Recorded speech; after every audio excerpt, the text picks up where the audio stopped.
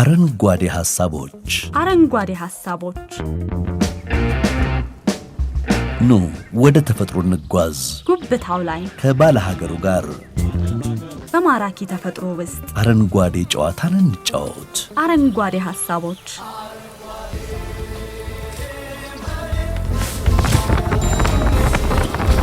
ስነ ፍጥረትን፣ የዱር ሕይወትን፣ የተፈጥሮን ምስጢር እንመረምራለን። ተፈጥሯዊ አኗኗርን እናጤናለን። ሰው ስፍራና ትርጉም ያላቸው አረንጓዴ ሐሳቦችን እናውቃለን። አረንጓዴ ሐሳቦች ከሰለሞን ወርቁ ጋር አረንጓዴ ሐሳቦች። ጤና ይስጥልን። ዛሬ በመላው ዓለም የዓለም አቀፍ የዱር እንስሳት ልማትና ጥበቃ ቀን በተለያየ ሁኔታ እየተከበረ ይገኛል። በዚህ መነሻነት ዋልያን የተመለከተ መረጃ ብናደርሳችሁ አሪፍ እንደሚሆን በማመን ይህን ፕሮግራም አዘጋጀን።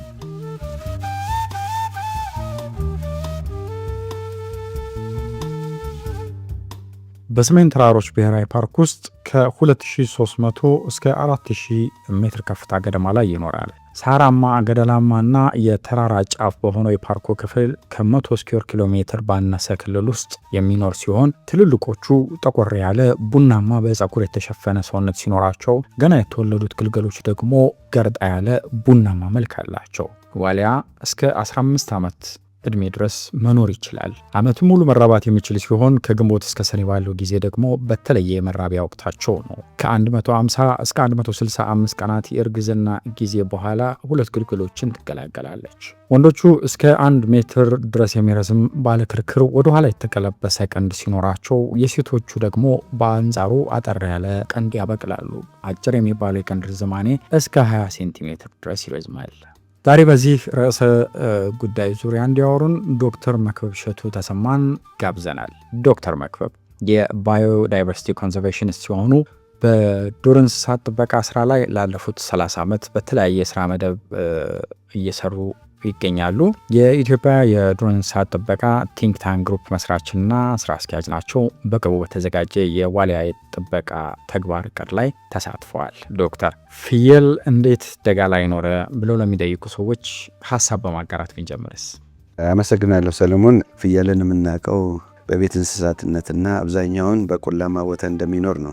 ነገር ግን የደጋ ሰው አለ፣ የቆላ ሰው አለ እንደሚባለው ሁሉ ፍየሎችም ወይም በሌሎች እንስሳት ዘሮች የደጋ አጋዘን፣ የቆላ አጋዘን እንደሚባለው ሁሉ የደጋ ፍየል ማለትም ዋልያ አይቤክስ አለ ማለት ነው። ያ እንዴት ሆነ?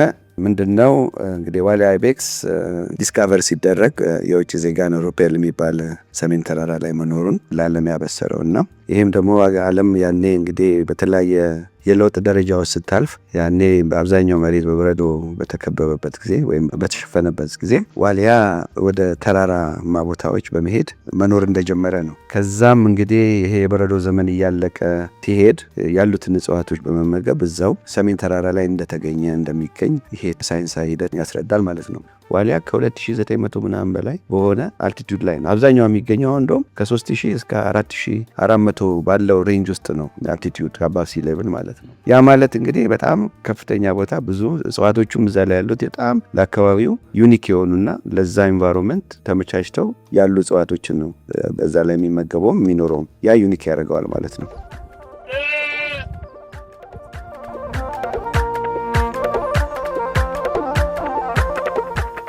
በዛን ዘመን ያው ለመጀመሪያ ጊዜ ለሳይንቲፊክ ወርልድ ያስተዋወቀበት ነው ሪፔልስ የሚባለው ጥበቃው። ከዛ በፊት ምን አይነት ሁኔታ የሚመስል እንደነበረ ብዙም የመረጃ መዛግብት የለም። ትክክለኛ ጥበቃ የተጀመረው እንግዲህ የሰሜን ፓርክ ሲቋቋም መንግስትም ትኩረት በመስጠት በተለይ ቀደምት ካሉት ፓርኮች ሰሜን ፓርክና አዋሽ ፓርክ በመጀመሪያ የተቋቋሙ ናቸው። በዛ ምክንያት እውነተኛ ጥበቃው ተጀምሯል ማለት ነው። ከዛ ጊዜ ጀምሮ እንግዲህ ብዙ ስራዎች ተሰርተዋል። የተለያዩ ዜጎች መጥተው ጥናት አካሂደዋል።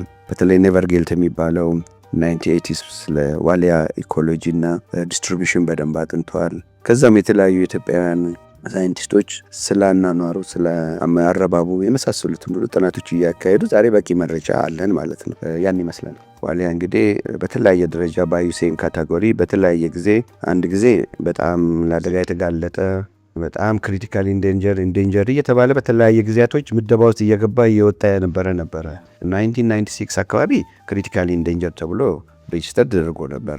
ኋላ ላይ ደግሞ እንግዲህ ጥበቃው ትንሽ ጥሩ ነበር ተብሎ በወቅቱ ቁጥራቸውም ሲጨምር ለ800 አካባቢ ነው መሰለኝ ማክሲመም ደርሰው የነበሩት። በዛን ሰዓት ክሪቲካል ኢንዴንጀርድ ወደ ቨልነረብል የሚባል ለአደጋ የተጋለጡ ግን በጣም የተጋለጡ ሳይሆኑ ለአደጋ የተጋለጡ በሚል ምደባ ውስጥ ዛሬም በዛ ስታተስ ነው ያለው። አሁን ላይ ስናየው ግን በጣም ከፍተኛ አደጋ ላይ እንዳለን የሚሰማን ምክንያቱም በተለይ በቅርብ በተካሄዱ ጥናቶች በጎንደር ዩኒቨርሲቲም ፓርኩም እንዲሁም በኤደብሊኤፍ በተደረጉ ጥናቶች ዛሬ ቁጥሩ በጣም አንሶ ወደ 306 ኤደብሊኤፍ እና ፓርክ ባጠናው ሲናገሩ የጎንደር ደግሞ ወደ 195 አካባቢ እንዳሉ ነው በአጠቃላይ ቁጥራቸው። ይሄ በጣም አደገኛ ነው።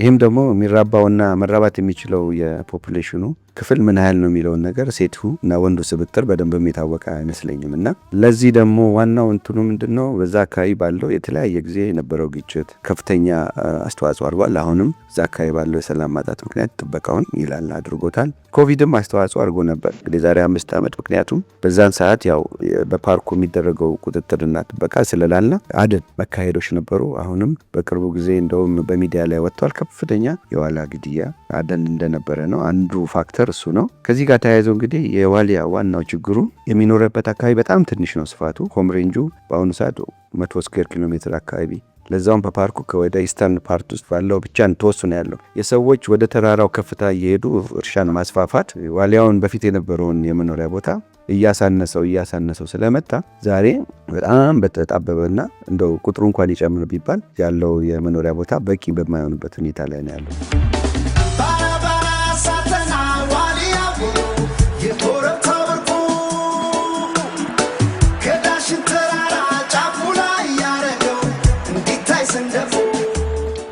ዋልያ ፍላግሺፕ ነው። ብቸኛ ኢትዮጵያ ውስጥ ያለ ከኢትዮጵያ ውስጥ ሰሜን ፓርክ ብቻ ያለ በመሆኑ ለኢትዮጵያ ብቸኛ የባዮዳይቨርሲቲ እና የዱር እንስሳት አካል ነው እና ለዚህም እንግዲህ በቱሪዝም በሳይንስና ምርምሩ ከፍተኛ አስተዋጽኦ በማድረግ በተለይ በቱሪዝም መልኩ ይህንን ለማየት የሚመጡ ቱሪስቶች አንደኛ ከዛ በሚገኘው ገቢ ለኮንሰርቬሽን ስራው እንደገናም ደግሞ ለአካባቢው ህብረተሰብ ልማት የሚውል ገቢ ማስመጣት ይችላል። ከዛም በተረፈ ደግሞ ለጥናታዊና ምርምር ስራ ከፍተኛ አስተዋጽኦ በማድረግ ለዓለም ይህንኑ ማበርከት ይችላል። ከዛም አልፎ ኢኮሎጂካሊ ስታየው ዋልያ በመኖሩ በመጠበቁ በሱ ምክንያት በዛ አካባቢ መኖር የሚችሉት እንስሳቶች እንደ ቀይ ቀበሮ እንደ ጭላዳ ባቡን የመሳሰሉት አብረው ይጠበቃሉ። አንድ እሱ ነው። ሁለተኛ የዋልያ መኖር እንደ ኢንዲኬተር ነው የዛ አካባቢ ጤናማ ተፈጥሮ አካባቢና የተፈጥሮ መኖሪያ ቦታ መሆኑ ለሰውም ሳይቀር እንደ ማሳያ ተደርጎ ሊታይ ይችላል። ስለዚህ ጠቀሜታው ዘርፈ ብዙ ነው። ከዛም አልፎ ደግሞ አካባቢው ህዝብ ሂስቶሪካልና ካልቸራል ኮኔክሽን አለው። እንደምታውቀው የአካባቢ ሰው እንደ ሌጀንድ የሚያወሩት ምንድነው ዋልያ እዛ አካባቢ የተከሰተው የቅዱስ ያሬድን መጽሐፍ ይዞ መጥቶ ነው የሚል አለ። እንግዲህ ይህም ደግሞ ኢንተርምስ ኦፍ ሪሊጅን የራሱ ኮኔክሽን አለው። እንደዚህ ቫሊዩዎች አሉ ማለት ሂስቶሪካልና ካልቸራል ሪሊጂየስ ቫሊዩ አለው። እነዚህ ሁሉ ከፍተኛ ጥቅም የሚያስገኙ የዋልያ መኖር ውጤቶች ናቸው። ዋልያን በብዙ መልክ እንደ ሀገራችን ምልክት አድርገን እየተጠቀምን ነው። ለምሳሌ ዋልያ ናሽናል ክለባችን ዋልያ ነው የመሳሰሉት። ይሄ ማለት ምንድነው እንደ ራሳችን ዩኒክ አይደንቲ መገለጫ አድርገን እያየን ያለ ነው እና ይሄ ሆኖ ሳለ ግን የምንጠብቀው ሁኔታ በደረጃው በጣም ያነሰ ነው። ስሙን በደንብ ፕሮሞት ለማድረግ እየሞከርን ነው፣ ግን ጥበቃው በቂ ነው ብዬ አላምነው። ኢንፋክት የተለያየ እገዛ ከተለያዩ የውጭ ድርጅቶችና መንግስታት ቢኖርም ህዝብን በማስተማር ለዋልያ ያለውን ግንዛቤ መጨመር እስካልቻልን ድረስ ዋልያ በጣም አደጋ ላይ ነው የሚሆነው። በቀላሉ ልናጣው የምንችል ነው። ከአንድ ቦታ እንኳን አንስተን ወደ ሌላ ቦታ ትራንስሎኬት አድርገን እናድነው የምንልበት ሁኔታ አይደለም ያለው።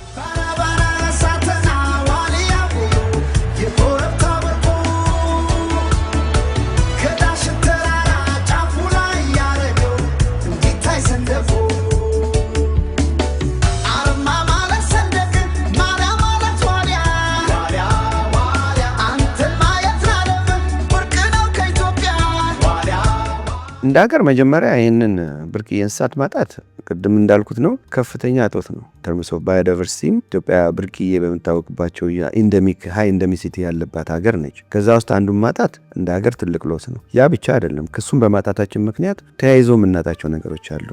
ከጥናትና ምርምሩ ከምናገኘው እውቀት፣ ሁለተኛ ኢኮኖሚካሊም ከቱሪዝም እሱም ብሎ የሚመጣ ቱሪስት አካባቢውን ይጎበኛል። አካባቢውን ሲጎበኝ ከዛ ጋር በተያያዘ የሚገኝ ገቢ ደግሞ ህብረተሰቡ ይጠቀማል። ሀገርም ከውጭ ምንዛሬ የሚያገኙ በቱሪዝም መስኩ ያለውን እናጣለን። ከዛ በተረፈ ግን እንደ ሀብት እንደ ተፈጥሮ ሀብት ዋልያን ማጣት ለኢትዮጵያ ጥሩ ስም አይሆንም። የኢትዮጵያ ለብዙ ኢንተርናሽናል ስምምነቶችም የፈረመች ሀገር ነች። የመጠበቅ ግዴታ አለባት። እያንዳንዱ የኢትዮጵያ ህዝብ ሆነ መንግስትም፣ የተለያዩ ድርጅቶች፣ መንግስታዊ ያልሆነ አካላትም ሁሉም ተረባርቦ የመጠበቅ ሁኔታ በቅንጅት ያስፈልጋል። ከዛ በተረፈ ደግሞ ዋልያን አጣህ ማለት እዛ አካባቢ ያለውን የተፈጥሮ ስርዓተ ምድር አጣህ ማለት ነው። የዋልያ ኮንሰርቬሽን ስትራቴጂ በቅርቡ ወጥቷል። እዛም ላይ ዝግጅቱ ላይ እኔም ተሳትፌ ያለው። ያም የሆነበት ምክንያት በጣም እንግዲህ ቁጥሩን ቅድም እንደነገርኩ አስጊ ስለሆነ አሳሳቢ ከመሆኑ የተነሳ የኢትዮጵያ የዱር እንስሳት ጥበቃና ልማት ባለስልጣን ለዚሁ ስራ ትኩረት ሰጥቶ ከአፍሪካ ዋይልድ ላይፍ ፋውንዴሽን ጋር በመተባበር ይህን ስትራቴጂ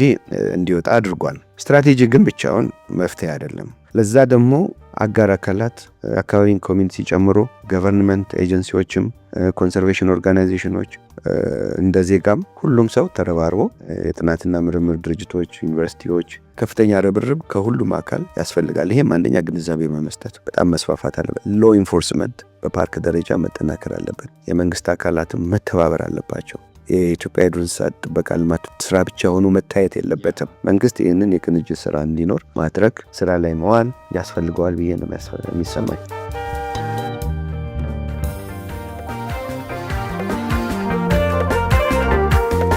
ዘፈን ማሞቂያ አይደለም ወድሻለሁ ማለቴ